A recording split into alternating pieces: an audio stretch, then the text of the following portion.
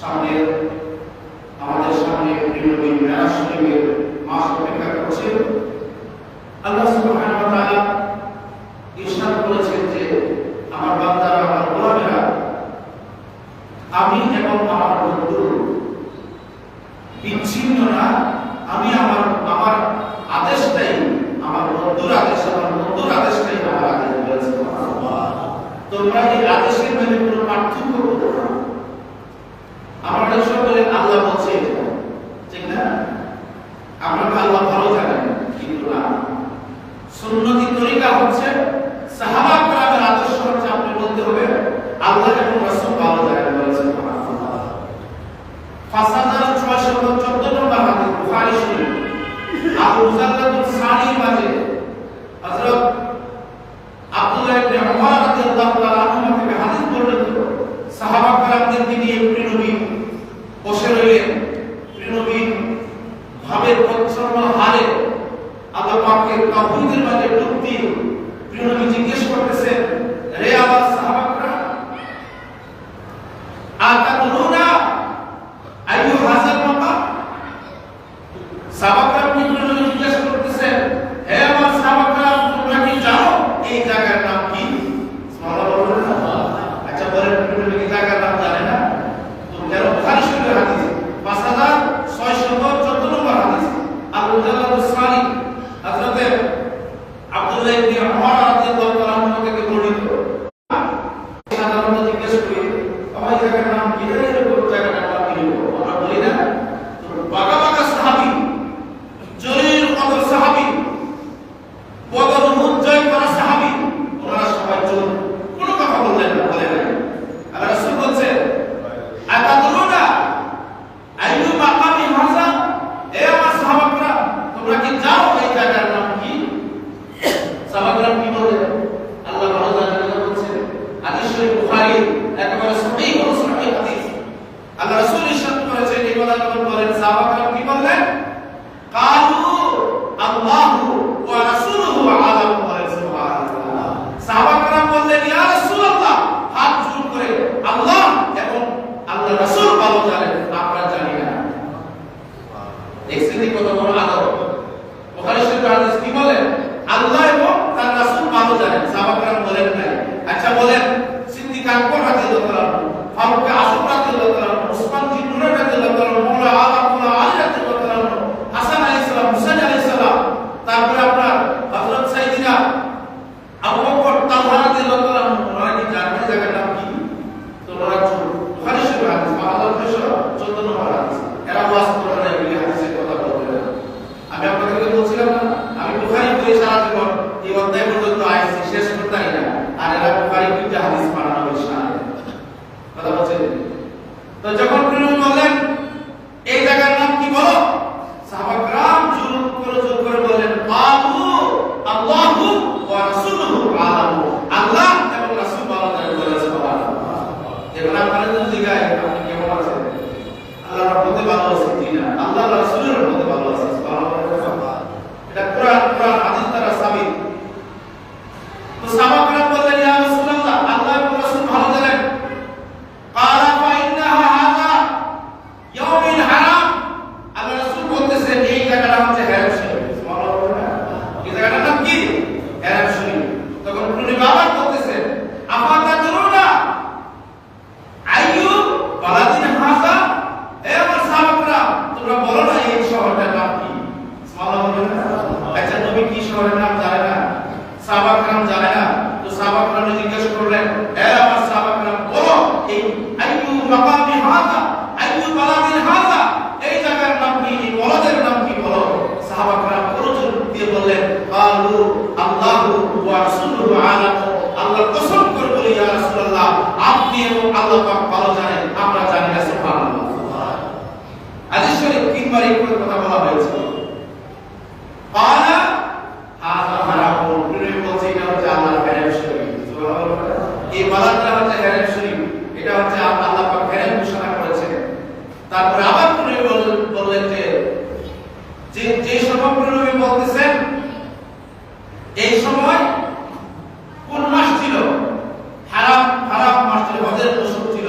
তখন প্রিয় বলতেছেন আরেকটা হাদিস শরীফ, এই হাদিস শরীফের মধ্যে আতাদরু আইয়ু ফি শাহরিন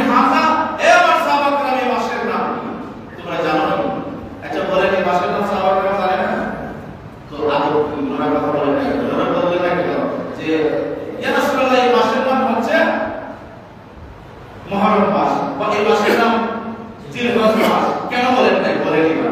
আসলে আমরা কত বড় বেয়াদব! আমরা এবার চিন্তা করেন, পৃথিবীর সামনে আমরা কি বাহানা করি।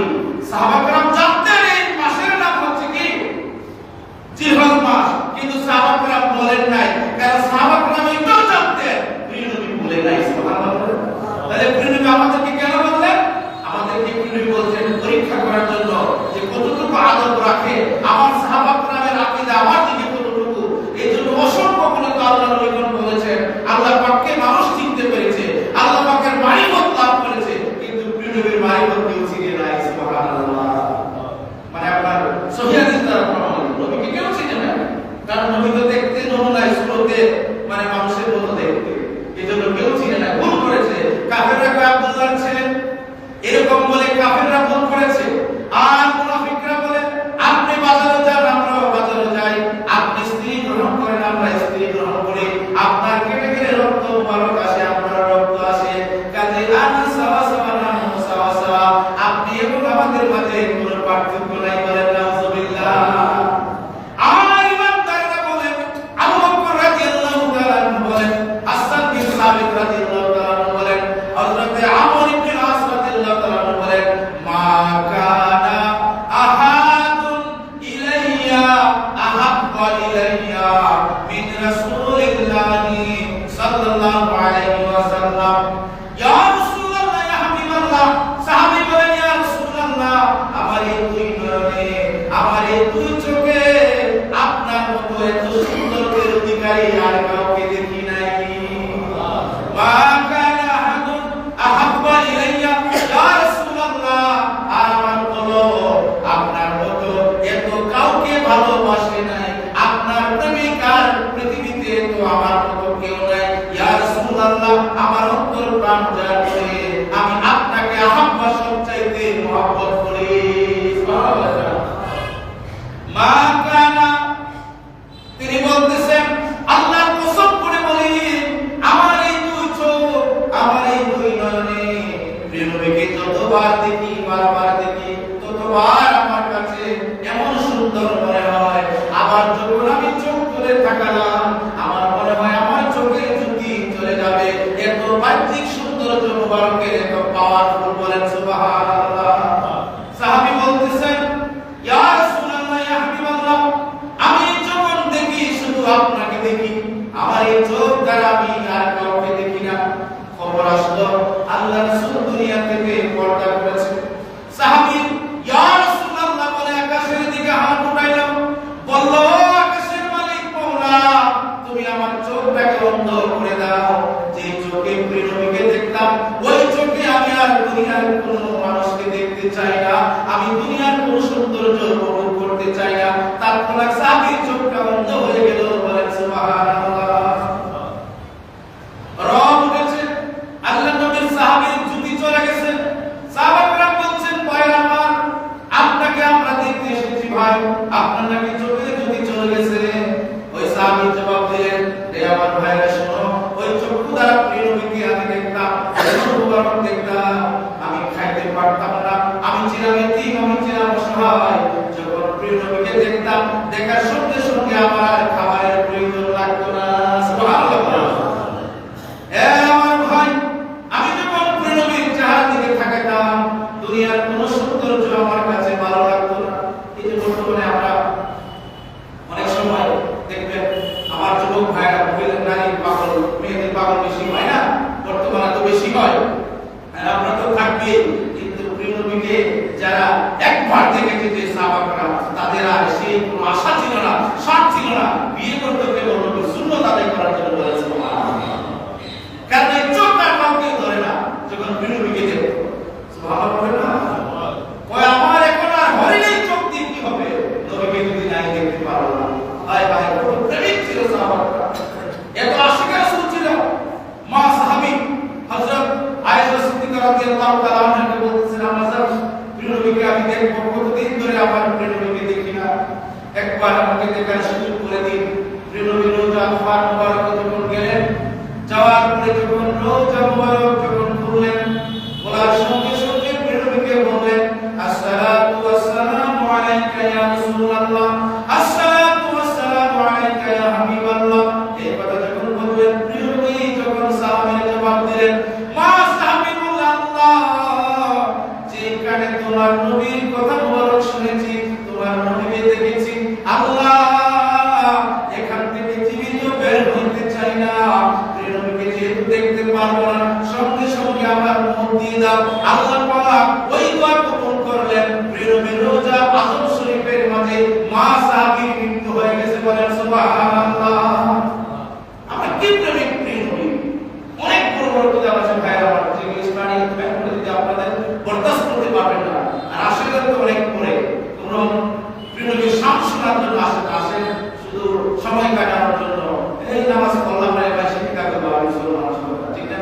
মাসে কেবল নামাজ পড়া, কিন্তু আপনার জীবন একমাত্র প্রিয় নবীর প্রেমে উৎসর্গ করে দেবেন। আপনার ধ্যান জ্ঞান বেঁচে থাকা, আসা যাওয়া খাওয়া সবকিছু একমাত্র প্রিয় নবীর জন্য হবে। সুবহানাল্লাহ। সাহাবী যখন বললেন, ইয়া রাসূলুল্লাহ, এই জায়গার নাম কি হবে? সাহাবারা চুপ রইলেন। কেন? যদি বলেন এই জায়গাটা কিরকম, কারণ প্রিয় নবী ভুলে যায় নাই। আপনাদের মুরুলাদের আকীদা হচ্ছে প্রিয় নবী পরে আবার ভুলে যায়, বলে নাউযুবিল্লাহ।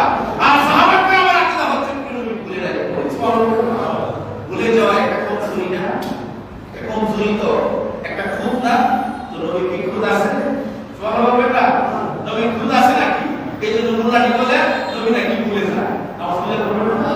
আর নবী বললেন এটা খুদ নবী, নবীর কোনো খুদ নাই। নবী পুত পবিত্র, লা ইলাহা ইল্লাল্লাহ লা শারীক, মুহাম্মাদুর রাসূলুল্লাহ সাল্লাল্লাহু আলাইহি ওয়াসাল্লাম সৃষ্টি জগতে লা শারীক। সুবহানাল্লাহ। নবী ভুলে যায়, ওই এরা নবী ভুলে যায় যে 3 দিন হয়ে আসা বন্ধ হয়েছে, মন জানি কথাবার্তা, এগুলি বাংলার কথাবার্তা বের করতে হবে না। নবী ভুলে নাই। এজন্য সাহাবারা বলছে, ইয়া রাসূলুল্লাহ, আপনি এবং আল্লাহ ভালো জানেন। এটা হলো হাদিসের হাকিকত। তাহলে বোঝা গেল মোলানা বুখারী করে নাই, কি করছে? আচ্ছা বলেন, যদি বুখারী শরীফ পড়তে গেলে এই কথা বলতে ভুলে যায়, তো সাহাবারা তো বললো, হ্যাঁ ইয়া আল্লাহ, নবী মনে হয় ভুলে গেছে, নামাজ পড়লে পড়ে তো নবীকে স্মরণ করে দেই। সাহাবারা ভয়ে তরতর করে কাঁপতেছে, হাদিসের ব্যাখ্যার মাঝে লিখতেছে, সাহাবারা ভয় করতেছে, না জানি প্রিয় নবী এই জায়গার নাম উল্টা বলে ওই জায়গার নাম নাকি পরিবর্তন হয়ে যায়, এই জন্য ভয়ে কিছু বলে নাই। সুবহানাল্লাহ।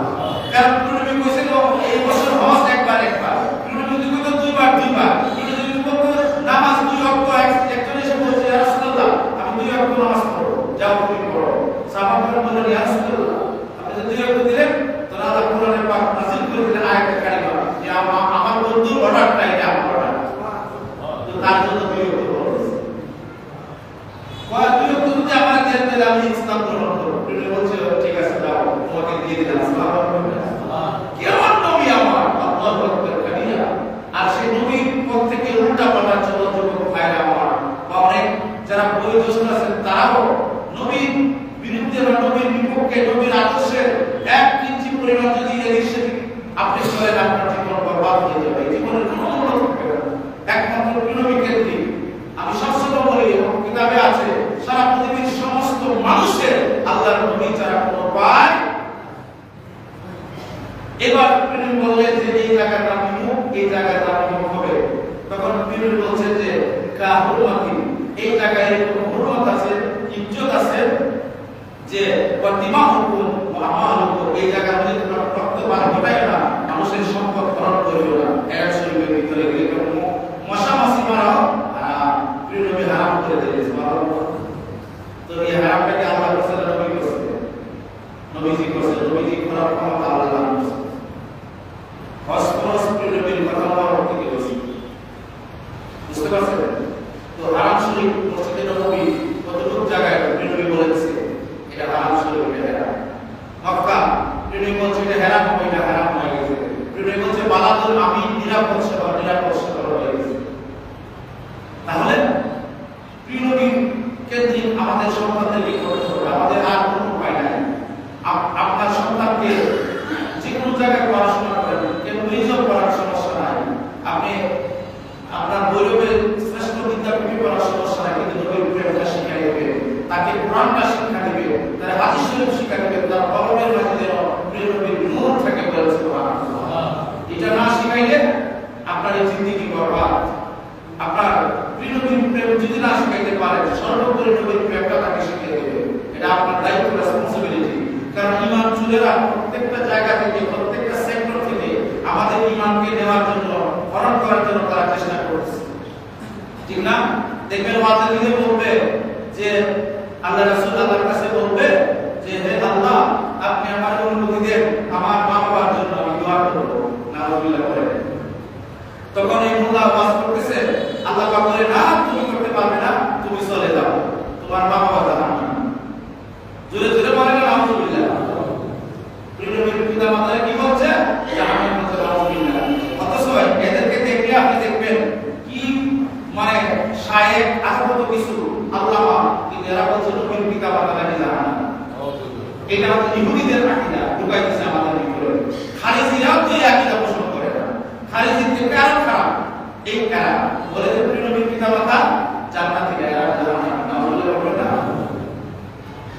অথচ তিরমিজি শরীফের হাদিস, সহিহ হাদিস, প্রায় 8 থেকে 10টা রাবী বর্ণনা করেছেন একটা হাদিস যে মুআন আব্দুল্লাহ ইবনে আব্বাস রাদিয়াল্লাহু তাআলা আনহুমা লাম্মা খালাকাল্লাহু আদম, আল্লাহ পাক যখন আদম আলাইহিস সালামকে সৃষ্টি করলেন, আহকানি ফি সুরবি ইলাল আরদি, আদম আলাইহিস সালামের সাথে নবী বলতেছে আমার নূরকে আল্লাহ জমিনে প্রেরণ করলেন। সুবহানাল্লাহ বলেন না? আমি হাদিস শরীফ ব্যবহার বলছি, তাহলে বলবে আপনারা অনেকেই বলবে যে মনোহনী মানাই বলছে, হ্যাঁ এটা মনে হাদিসে নাই, হাদিস শরীফ। আল্লাহ পাক বলছেন আমার বন্ধু বলুন যে আমি আপনাকে কিভাবে সৃষ্টি করেছি সেটা আপনি বলে দিন। আল্লাহ রাসূল বলছেন ওয়া জাআলানি ফি সুরবি নূহিন ফি সাবিরাতি, আর আল্লাহ পাক আমাকে নূহ আলাইহিস সালামের সাথে তার কিস্তির মধ্যে দিয়েছে, আমি তখন নূহ ছিলাম। বলেন সুবহানাল্লাহ। নূহ আলাইহিস সালামের কিস্তি কি জন্য ডুবে যায়, কি জন্য ভেসে গেছে? নবীর নূর বরকতের কারণে। সুবহানাল্লাহ বলে দলিল আমি দিচ্ছি, সহিহ হাদিস যে ফি সাবিরাতি ওয়া কাযাফা ফি নারি ফি সুরবি ইব্রাহিম আলাইহিস সালাম। আর নবী বলতেছেন যখন ইব্রাহিম আলাইহিস সালামকে নরমধ্যে অগ্নিকুণ্ডের মধ্যে রেখেছিলেন, তখন আমি নূর হিসাবে ওনার সাথে ছিলাম। বলেন সুবহানাল্লাহ। এইজন্য ইব্রাহিম আলাইহিস সালামকে আগুনে স্পর্শ করতে পারে নাই। সুবহানাল্লাহ বলেন না? নবীর নূর মুবারক কিভাবে জগৎ সমূহের মাঝে আসছে। এরপরে নবী রাহমাত সাল্লাল্লাহু আলাইহি ওয়াসাল্লাম সাহাবাকে বলতেছেন, ও আমার সাহাবারা, তোমরা শুনে রাখো, তোমরা শুনে রাখো, ওয়া ফি সুলবিল আসলামিল কালিমাতি ওয়া ইলাল আরহামিল কাহিরা, যে আমি পবিত্র মানে সুলব থেকে, পবিত্র বংশ থেকে, একজন থেকে আরেকজন ট্রান্সফরমেশন হয়ে পবিত্র রহিম শরীফ থেকে হয়ে হাত্তা আখরাজানি বাইনা আবাওয়া, অতঃপর আমার পবিত্র, আমার সম্মানিত, আমার গুণধর, আমার পবিত্র পিতামাতা থেকে আমি এসেছি। বলেন সুবহানাল্লাহ। তো প্রিয় নবী ওনার পিতামাতাকে কি বললেন? পবিত্র। হাত্তা আখরাজানি, আমি এসেছি বাইনা আবাওয়া, আমার পিতামাতা থেকে, লাম ইয়ালতাকিয়া, তাদেরকে কোনো খারাপ স্পর্শ করে নাই, কিঞ্চিত পরিমাণ তারা গুনাহ করে নাই। পুরো পবিত্র মা বাবা থেকে আল্লাহ পাক আমাকে দুনিয়ায় পাঠিয়েছেন। সুবহানাল্লাহ। তো প্রিয় নবীর মা বাবার সার্টিফিকেট কে দিচ্ছে? প্রিয় নবী নিজে দিচ্ছেন। কে দিচ্ছে? প্রিয় নবী নিজে দিচ্ছেন। আল্লাহ বলে দিয়েছে, আপনি বলেন, ঠিক না? তাহলে আল্লাহ এবং রাসূল বলতেছেন প্রিয় নবীর পিতামাতা পুত পবিত্র। লাম ইয়ালতাকিয়া, তাদের মাঝে কোনো ধরনের অপবিত্রতা স্পর্শ করে নাই। সুবহানাল্লাহ বলেন না? আলা সিফাহিল কাতু হইল সামান্যতম, কিঞ্চিততম, একেবারে এক পলকের জন্য, কোনো সময়ের জন্য প্রিয় নবীর পিতামাতা খারাপ কাজ করে নাই, তাদেরকে খারাপ স্পর্শ করে নাই, তারা ছিলেন পুত পবিত্র। বলেন সুবহানাল্লাহ। এটা আল্লাহ এবং রাসূল বলতেছে প্রিয় নবীর পিতামাতা সম্পর্কে। কথাটা বুঝতে পারলেন আপনারা? যুবক ভাইরা আমার, বন্ধুরা ভালো করে শুনেন, যারা আপনারা বর্তমানে চ্যানেলগুলি দেখেন, ইউটিউব চালান বা চালান করতে চালাইতে হবে, আমিও চালাই, আমাদের সামনে আসে না, ফেসবুক আমারও আছে, আমরা চালাই, তখন দেখবেন বলতেছে প্রিয় নবীর পিতামাতা বলে জাহান্নামী কথা বলে, বলে না? কি বলে কিনা? তো আল্লাহ পাক বলছেন আমার বন্ধু আপনি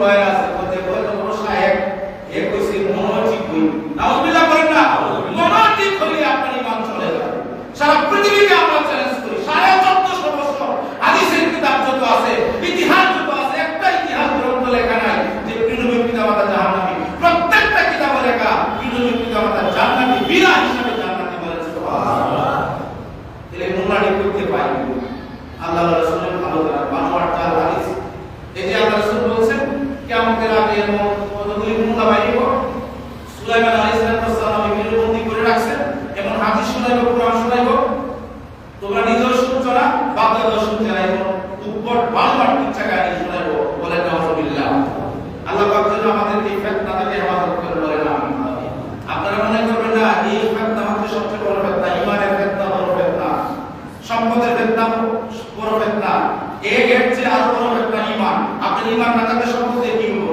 আর আপনি কোটি টাকা সম্পদ আছে কিন্তু ঈমান নাই এই সম্পদ দিয়ে কি হবো কিন্তু আপনার সম্পদ নাই দৌলতে ঈমান আছে আপনি হাসরের ময়দানে আপনি মুক্তি পেয়ে যাবেন হাসরের ময়দান তো অনেক পরে কবরে তো আপনি মুক্তি পাওয়া হবে কিনা ঠিক আমরা মনে করি নবী হাসরের ময়দানে সবাই করবে করবে নবী কবরে সবাই সুবহানাল্লাহ বলেন না কবরে কয়টা প্রশ্ন হবে জানেন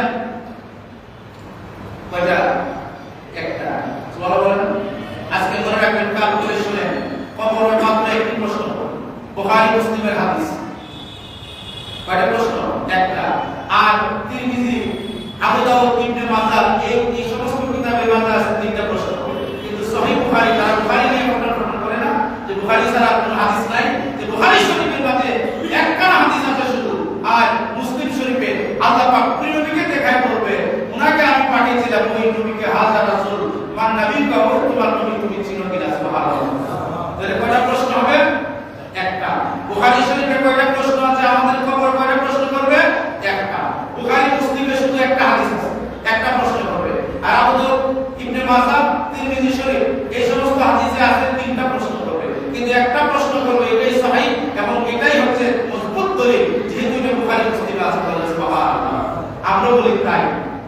আমরা বলি তাই একটা প্রশ্ন করবে প্রিয় নবীকে চিনো প্রিয় নবী সম্পর্কে তোমার ধারণা কি ছিল সুবহানাল্লাহ বলেন না প্রিয় নবী সম্পর্কে যদি খারাপ ধারণা থাকে আপনি কি নবীকে চিনবেন চেনা যাবে তাহলে আমরা বুঝতে পারলাম যে নবীর পিতামাতা কি জান্নাত নবীর পিতামাতা কি বেলা সব কোনো সন্দেহ ছাড়া আল্লাহর হাবিবের পিতামাতা জান্নাতে বলবেন এই ওয়াজ কেন বলেন ওরা প্রিয় নবীর সম্মান নিয়ে কথা বলে আমাদের জবাব দেওয়াটা ফরজ হয় ঠিক না ঠিক যারা আল্লাহর ওলিদের সম্মান নিয়ে মিথ্যাচার করে তাদের জবাব দেওয়া ফরজ হয়ে যায় জবাব আপনি দেওয়া দরকার নাই কিন্তু যদি কেউ পরিষ্কার করে বদনাম করে তখন আপনার পক্ষে তার জবাব দেওয়া ফরজ হয়ে যায় সুবহানাল্লাহ প্রিয় নবীর পিতামাতা আল্লাহ পাক বলেন পবিত্র রহিম থেকে পবিত্র রাসূল থেকে আপনি এসেছেন আল্লাহ কোরআনে বলছে আর আল্লাহ বলেন কি প্রিয় নবীর পিতামাতা জাহান্নাম বলে না তাহলে এটা হচ্ছে আকীদা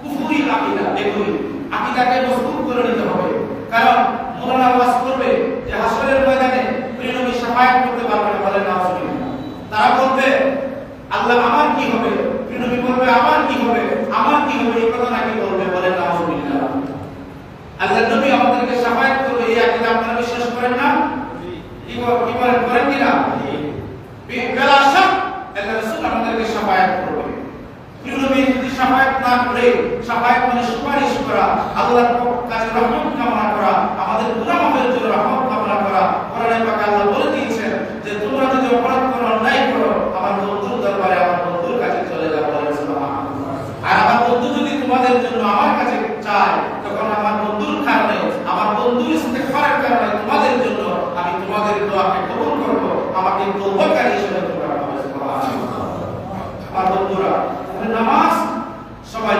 পড়ে কিনা নামাজ কিন্তু সবাই পড়ে নামাজ পড়তে হবে কিন্তু ফাওয়াইদুল লিল মুসাল্লিন যেন না হয় নামাজ পড়বে ইতমিনানের সাথে ইয়াকিনের সাথে যে ব্যক্তি নামাজ পড়ে আল্লাহর ইজ্জতের কসম করে বলছি সে হারাম খেতে পারে না কারণ হারাম করে নামাজ হয় না আপনি বলবেন মিয়া সাহেব শুক্র তো নামাজ পড়ে এটা পরে ফাওয়াইদুল লিল মুসাল্লিন এটা ধ্বংস সেই নামাজে আব্দুল্লাহ ইবনে সুলুল ইবনে যুলহুয়াইয়া কামিসি তামিমি প্রিয় নবীর পিছনে নামাজ পড়তো কিন্তু তারা মুনাফিক ছিল কথাটা বলছে আপনার নামাজ আমার নামাজ মুনাফিকদের ভালো না খারাপ? খারাপ না, মুনাফিকের নামাজ ভালো। এদের নামাজ ইতমিনান আছে, বেশি খুশু আছে, মুত্তাহানি। আল্লাহু আকবার কইয়া মানুষ যখন দেখবো সূরা করবো লম্বা, কেরাত করবো লম্বা, সেই জায়গায় হইব আস্তে আস্তে, মানে যাতে মানুষ বুঝে হে নামাজি। এটা হচ্ছে মুনাফিকের নামাজ। কিসের নামাজ? আর সুদের নামাজ বেশি বেশি দেখানো হয়। লোকটা সুদ খায় নামাজ পড়ে, কত বড় নামাজি, যেন তার সুদ খাওয়াটাকে ডাকতে পারে। ঠিক আছে, ঠিক এই নামাজ পড়লে চলবে না। আরেকটা হচ্ছে নবীর প্রেমিকের নামাজ। নবীর প্রেমিকের নামাজ হবে ধীরস্থির ভাবে আল্লাহকে খুশি করার জন্য, রাজি করার জন্য, আল্লাহর প্রিয় হাবিবের আপন হওয়ার জন্য নবীর প্রেমিকের নামাজ পড়ে। ওই নামাজ এত চমৎকার, এত শান্তি। ওই নামাজই যখন নামাজ পড়বে, আপনি যখন দেখবেন তার থেকে খুশবু বের হতে থাকবে। বলেন সুবহানাল্লাহ। এটা নামাজ তাই পড়লেই পড়ুন। হ্যাঁ, নামাজ পড়তে এই জন্য বলে নামাজ ছাড়া দিব না। আমি নামাজের প্রকার বের করতেছি আপনার। খুশু থাকতে হবে নামাজে। যে নামাজে আপনাকে খারাপ কাজ থেকে ফেরাতে পারবো না, বুঝবেন এই নামাজ আপনাকে ধ্বংসের দিকে দিয়ে যাবে। তোমরা বুঝাতে পারছি? বলে কেন? আল্লাহ বলছেন যে নামাজীকে আমি আল্লাহ রাব্বুল আলামিন স্পেশাল ভাবে রক্ষা করি, আর নামাজের মাধ্যমে আমি তার ফাহিশ কাজগুলিকে, তার গুনাহগুলিকে আমি তাড়না করে দিই, আমি দূর করে দিই, তাকে আমি হেফাজত করি। নামাজের মাধ্যমে, নামাজ তার ওসিলা, হেফাজত করি আমি। দেশের বাসত্ব নামাজ পড়তেছে, মিথ্যাচার ছাড়তেছে না, খারাপ ছাড়তেছে না, সুদ ছাড়তেছে না, ঘুষ ছাড়তেছে না, মিথ্যা সাক্ষী দেওয়া থেকে বিরত থাকছে না, মানুষের সম্পদ মেরে মেরে খাইতেছে। বোঝা গেল তার নামাজ আর আপনার আব্দুল্লাহ ইবনে উমাইয়া ইবনে সুলুলের নামাজের মধ্যে কোনো পার্থক্য কথা বলছেন? যেই নামাজ পড়লে আপনার অন্তরে শান্তি আসে, যেই নামাজ পড়লে অন্তর ভরে যায় প্রিয় নবীর প্রেমে, আল্লাহর স্মরণে হৃদয়টা সদা জাগ্রত হয়, যেই নামাজ পড়লে অন্তরে ভয় সৃষ্টি হয়, কম্পন সৃষ্টি হয়, অন্তরের মাঝে একটা ঝাঁকুনি সৃষ্টি হয়, আপনার অন্তরে আল্লাহর ভয়ে অন্তর কাঁপতে থাকে, কাঁপতে থাকে, আপনি নিজেই বুঝবেন যে আল্লাহ আপনাকে কবুল করতে বলেছে। সুবহানাল্লাহ। ইন্নামাল মুমিনুনা আল্লাযীনা ইযা যুকিরাল্লাহু ওয়াজিলাত কুলুবুহুম, ওয়াই যখন আল্লাহর মুমিন বান্দারা যখন নামাজ পড়তে থাকে, তখন ওয়াজিলাত কুলুবুহুম, আল্লাহর ভয়ে তাদের অন্তরটা কাঁপতে থাকে, নড়াচড়া করতে থাকে, আল্লাহর ভয়ে তাদের অন্তর শেকিং করতে থাকে। বলেন সুবহানাল্লাহ। ওয়াইদা তুলিয়াত আলাইহিম আয়াতুহু যাদাতুহুম ঈমানাও, আর যখন তারা আল্লাহর কোরআন পড়ে, তখন ঈমানের মাঝে একটা তরঙ্গ সৃষ্টি হয়, ঈমানের মধ্যে একটা ঢেউ খেলে, ঈমান মানে বর্ধিত হয়ে যায়, অর্থাৎ ঈমানের মাঝে একটা স্বাদ চলে আসে, তার ভালো লাগে, যেন তার মনটা খুশিতে আনন্দতে ভরে যায়। ওই নামাজের জন্য আল্লাহ পাক বলছে, আমি তার জন্যই আমার বেহেশতগুলি সাজিয়ে রেখেছি। বলেন সুবহানাল্লাহ। এখন নিজের প্রশ্ন করে দেখেন, ওই নামাজ পড়ে কিনা? নামাজ পড়বেন আর খারাপ কাজ আপনার কাছ থেকে গেল না, তো আপনি নামাজ হয়েছে না, পড়তে থাকে নামাজ। এর বিনারের সাথে নামাজ পড়বেন, রুকু সুন্দর করে দেবেন, সিজদা আল্লাহ পাকের উদ্দেশ্যে সিজদা দিবেন। কেউ যদি বলে আমি কাবা শরীফের উদ্দেশ্যে সিজদা দিই, কাবা শরীফে, তাহলে সে কাফের হয়ে যাবে। আমরা কি কাবার সিজদা দিই না? কাবা শরীফকে মানে আমার উদ্দেশ্য করে আল্লাহ পাককে আমি সিজদা দিই। ঠিক আছে, ঠিক। যদি পাসপোর্ট আমি নামাজ পড়ি, কেন পড়ি? নামাজের একটা মহা ঔষধ, এমন একটা মেডিসিন। নবী ইরশাদ করেছেন যে একজন বেকা মানুষকে সোজা করে দেয়, ঠিক না? আঙুলে ফুঁয়ে একটা বেতের লাঠিকে আপনার সুন্দর করে, মানে একটা এটাকে কি বলে, আঙুলে যখন ফুরায় তখন লাঠিটা বাঁকা হয়ে যায়, হয় না? তো একটা বাঁকা মানুষ যখন নামাজ পড়বে, আল্লাহ রাসূলের ইশকের আগুনে তার কলব থেকে সমস্ত গুনাহ ঝরে চলে যাবে। আল্লাহ পাকের ওলি হিসেবে আল্লাহ কবুল করে নেবে। বলেন সুবহানাল্লাহ। নামাজ একেবারে গালিতে সওয়াব, নামাজ ছেড়ে দেবেন না আমার ভাইরা। নামাজের কথা অসংখ্য গণিত হাদিস শুনে গেছে। নামাজ নামাজ নামাজ সালাত এমন একটা বারবাদিতা নিয়ামত। কেউ যদি ফজরের সালাত পড়ে, নবী রাহমাতুল্লাহ আলাইহি সাল্লাম বলেছেন, আর যদি জমিনে কাজ করে, সে যদি কাজ করার উদ্দেশ্যে বের হয়, জমিনে ফসল যদি নাও থাকে, আল্লাহ কয় আমি কুদরতি ভাবে তার জমিনে ফসল উঠাই দেই। কিসের কারণে? নামাজের কারণে। বলা হবে না? তাহলে যদি কারো সন্তান হয় না, ঠিক না, আপনি তাহাজ্জুদের নামাজ যদি পড়ে আল্লাহর কাছে বলেন, মাবুদ সন্তান দেওয়ার মালিক তুমি, আল্লাহ তুমি আমাকে একটা নেক সন্তান দান করো। যখন এভাবে করতে থাকবেন 40 দিন পর্যন্ত যদি করেন, খোদা কি কসম, আল্লাহ পাকের রহমতের সাগরে ঢেউ উঠে যায়। আল্লাহ আমার বান্দার যদি কি ঘটে যায়, আমার বান্দা আমাকে ভালোবাসে, আল্লাহকে যাও আমি তোমাকে দান করে দিলাম। সুবহানাল্লাহ। গাউসে পাকের পিতা আবু সালেহ জাকি মুসা রাহমাতুল্লাহ আলাইহি, ওনার মায়ের যখন গাউসে পাকের 60 বছর ছিল, তখন ওনার বাবার দোয়া, মায়ের দোয়া আল্লাহ কবুল করেছেন। গাউসে পাকের মায়ের যখন 60 বছর, তখন উনি দুনিয়াতে আসলেন। সুবহানাল্লাহ। কিসের মাধ্যমে? নামাজের মাধ্যমে। প্রিয় সালাত সালাতের মাধ্যমে। নামাজ এত বরবাদ আসবাব, আপনার নফসকে, আপনার পুরি গুলিকে নামাজে ধ্বংস করে দেবে। আগুন যেভাবে লাকড়িকে খেয়ে ভস্ম করে দেয়, নামাজের তেজ, নামাজের নূরে আপনার পাপ কাজকে খেয়ে ভস্ম করে দেবে। আপনার কলবটা নূর হবে। নূরে রাসূল সাল্লাল্লাহু আলাইহি ওয়াসাল্লামের গতি যখন বলে আসবে, তখন আপনি চোখ মুছলে আপনি অনেক কিছু দেখতে পাবেন, আল্লাহর নূর দেখতে পাবেন। সুবহানাল্লাহ। আল্লাহু নূরুস সামাওয়াতি ওয়াল আরদ। আল্লাহর নূর আসমান এবং জমিন পরিবেষ্টন করে আছে। মাসালুন নূরিহি কামিশকাত। আল্লাহর নূরের মিসাল হচ্ছে মিশকাতের মতো, দীপাদারের মতো। সুবহানাল্লাহ। হ্যাঁ, তাহলে মাসালুন নূরিহি, আসমান এবং জমিনে আল্লাহর নূর পরিবেষ্টন করে আছে। তো বললেন যে লাইসা কামিসলিহি শাইউন, আল্লাহর মতো কেউ নাই। আসমান জমিনে আল্লাহর নূর কিভাবে আসবে? তাফসীর কারকে তাফসীর লিখেছে, লাইসা কামিসলিহি শাইউন, অর্থাৎ আল্লাহ পাক বলছেন যে আল্লাহ নূরুস সামাওয়াতি ওয়াল আরদ, মাসালুন নূরিহি, ওই মাসালুন নূরিহি দ্বারা আল্লাহর নবীর নূর মুবারককে উদ্দেশ্য করেছে। বলেন না সুবহানাল্লাহ।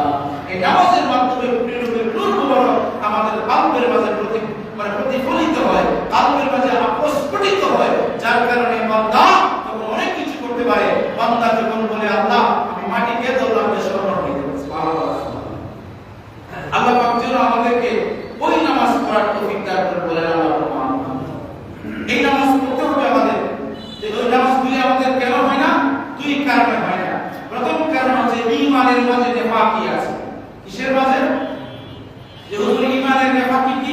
এই যে একটু আগে বললাম, প্রিয় নবীর মা বাবা সম্পর্কে কি ধারণা পোষণ করো। ঈমানের নেফাকি কি? আপনার প্রিয় নবী সম্পর্কে কি ধারণা করো। প্রিয় নবীকে বলবে আমার মতো মানুষের মুনাফিকরা বলতো না, প্রিয় নবী কি শাফায়াত করার ক্ষমতা রাখে না। এগুলি হচ্ছে প্রিয় নবী সম্পর্কে ধারণা করা। এবং যেমন আল্লাহর ওলির মাজার সম্পর্কে ধারণা করা, আল্লাহর ওলির সম্পর্কে ধারণা করা। আল্লাহর কোরআন আল্লাহ ওলি সম্পর্কে বলে দিয়েছেন, আমার ওলিদের কলবের মাঝে আল্লাহ রাব্বুল আলামিন নূর দিয়ে দেন, আল্লাহ রাব্বুল আলামিন রহমত দিয়ে দেন, যার কারণে এক গাউসে পাকের পেশাব থেকে 450 ইহুদি মুসলমান হয়ে গিয়েছিল। কিভাবে জানেন? গাউসে পাকের ওষুধ তো মরিদরা বলতেছে, হুজুর আপনাকে চিকিৎসা করায় কোনো বাবা লাগবে না, তবে 7 দিন পর্যন্ত কোন চিকিৎসা করায়। ইহুদি পণ্ডিতের কাছে গেল, ইহুদি ডাক্তারের কাছে গেল, যে বলো যে তোমার যিনি সাধক আছে ওনাকে বলবে একটা পাত্র মাঝে পেশাব করো। তো আর ওই ইহুদি মনে মনে চিন্তা করলো যে পেশাব পরীক্ষা করে বুঝতে পারবো তুমি কি আসলে আল্লাহর প্রেমিক, তুমি কি আসলে রাসূলের প্রেমিক, নাকি তুমি মানে নকল। এটা আমি টেস্ট করব। দেখেন পেশাব টেস্ট করে কি পাই করে ডায়াবেটিস আছে কিনা, পেশাবের কি আর বিভিন্ন রোগ আছে কিনা বাইরে করে কিনা বলেন।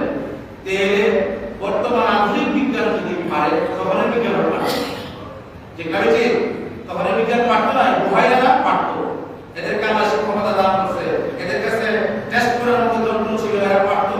তখন গাউসে পাকের পেশাব যখন দিলেন, পেশাব পরীক্ষা করে ইহুদি একটা দল দিলেন, কি বলে, এই আমার ইহুদি কওমের লোকেরা তাড়াতাড়ি আসো, যদি তোমরা জান্নাত পেতে চাও, সঠিক দিন ধর্ম পেতে চাও, তাহলে আব্দুল কাদের জিলানীর কাছে তোমরা কলিমা পড়ো। কারণ উনি সত্যিকারের আল্লাহর ওলি। ওনার পেশাব পরীক্ষা করে দেখলাম ওনার কোনো ওষুধ নাই, একমাত্র তিনি আল্লাহ এবং রাসূলের প্রেমে উনি বিমূঢ়, আল্লাহর প্রেমে, নবীর নূরে এক ভাবতে ভাবতে নবীর নূর ওনার কলবের মাঝে জাগ্রত হইতে হইতে ওনার কলিজাটা ফেটে গেছে। বলেন না সুবহানাল্লাহ। এইজন্য তিনি ভাবে প্রচন্ড হালে তিনি বেহুশ হয়ে আছেন, তিনি ইশকে লাহিতে মগ্ন আছেন, ইশকে রাসূলে মগ্ন আছেন। তখন সঙ্গে সঙ্গে 400 ইহুদি একবারে কলিমা পড়ে মুসলমান হয়েছে। বলেন সুবহানাল্লাহ। আল্লাহর ওলি পেশাব দিয়ে একটা কেরামত দিয়েছে। হ্যাঁ, ইতিহাস বলে সত্য ঘটনা। বাইজেন্টাইনের ইতিহাস দেখেন আপনারা, এগুলি তো জানবেন না, পড়বেন না যুবক ভাইরা, শুধু সামান্য একটু নিয়ে বসে আছো।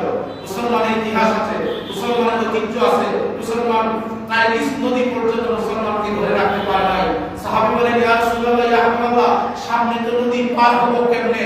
আল্লাহ রাসূল মদিনা থেকে দিশা দিলেন, তোমার ঘোড়া নিয়ে তুমি নদীতে ঝাঁপ নুরানি নদীতে ঝাঁপ দিল, মাত্র ঘোড়ার হাঁটু পানি হয়েছে, প্রায় কৃষ্ণ নদী পার হয়ে গেছে। বলেন সুবহানাল্লাহ। আমরা তো সেই মুসলমান 360 জন একটা চাইনা মাঝে বসে পাড়ি দিয়ে সুরমা নদী পাড়ি দিচ্ছে। বলেন সুবহানাল্লাহ। হ্যাঁ, আমরা তো সেই মুসলমান। ওমর ফারুক রাদিয়াল্লাহু তাআলা খুতবা দিচ্ছিলেন, সারিয়া 500 মাইল দূরে, খুতবার মধ্যে বলে দিলেন, ইয়া সারিয়াতুল জাবাল, হে সারিয়া, তুমি পিছনের দিকে তাকাও, তোমার পিছনে পাহাড় আছে আর পাহাড়ের পাদদেশে শত্রু আছে। 500 মাইল দূর থেকে ওমর ফারুক রাদিয়াল্লাহু তাআলা কেমন দেখলেন? আর আমরা তো সেই মুসলমান। ওমর ফারুক রাদিয়াল্লাহু তাআলা যখন চিঠি লিখে দিলেন সমুদ্রের মাঝে, সমুদ্রের পানি গলে চলে গেছে। সুবহানাল্লাহ। হ্যাঁ, মুসলমানের কথা শুনতো। আমরা তো সেই মুসলমান। খাজা বাবা রাহমাতুল্লাহ আলাইহি 90 লক্ষ কাফেরকে মুসলমান করেছে। পৃথিবীরাজ এসেছে, জয়পাল এসেছে, ওনার সাথে পরাস্ত করতে পারে নাই। এই খাজা বাবার আপনার দাওয়াতের কারণে, মেহনতের কারণে, আওলাদ রাসূলের কারণে, বেলায়েতের ওলির কারণে আজকে উপমহাদেশ মুসলমান হয়েছে। বলেন সুবহানাল্লাহ। আর আমরা তো সেই মুসলমান। খালিদ ইবনে ওয়ালিদ 100টা যুদ্ধের মাঝে তিনি বিজয়ী ছিলেন। সুবহানাল্লাহ। যার উপাধি ছিল সাইফুল্লাহ, উনি কখনো পরাজিত হয় নাই। 100টা যুদ্ধের মাঝে জয়ী হয়েছে। কিতাবের মধ্যে এসেছে 100 বাইজেন্টাইন সৈনিকের সাথে যুদ্ধ করে তিনি একাই জয়ী হয়েছে। সুবহানাল্লাহ। কত জোর! 100 একা খালিদ ইবনে ওয়ালিদ রাদিয়াল্লাহু।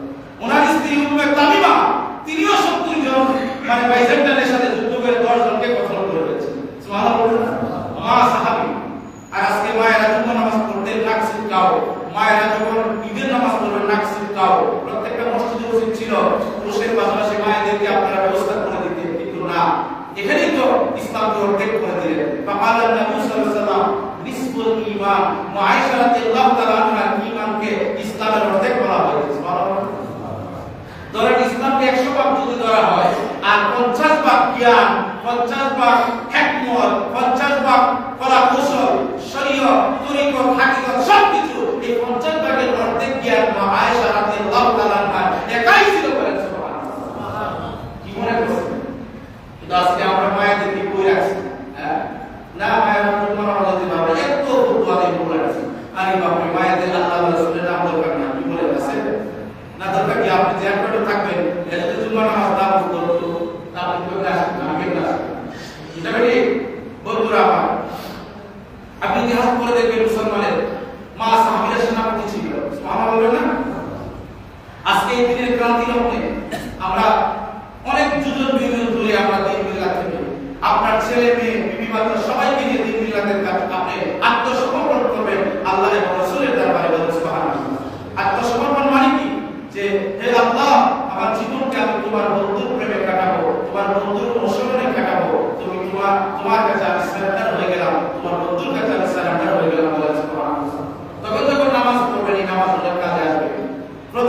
প্রতিদিন যদি পারেন, প্রতি সপ্তাহ নিজের ঘরে বিবি বাচ্চা সবাইকে নিয়ে সালাতু সালাম নিজেরা করবেন। মৌলানাদের পাশ যাবেন না, মৌলানাদের অপেক্ষা করবেন না, নিজেরা সালাতু সালাম করবেন।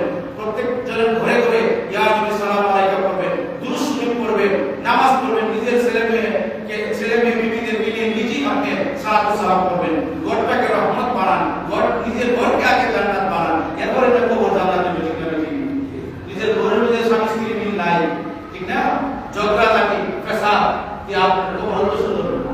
যে পরিবার সুন্দর করতে পারে না, তার কবর সুন্দর হয় না, তার আসল সুন্দর হয় না, তার সমাজ সুন্দর হয় না। আল্লাহ পাক যেন আমাদের পরিবার সুন্দর করে, আমাদের সমাজ সুন্দর করে, আমাদের দেশ সুন্দর করে আল্লাহ যেন সেই তৌফিক দান করে। আল্লাহ আমিন।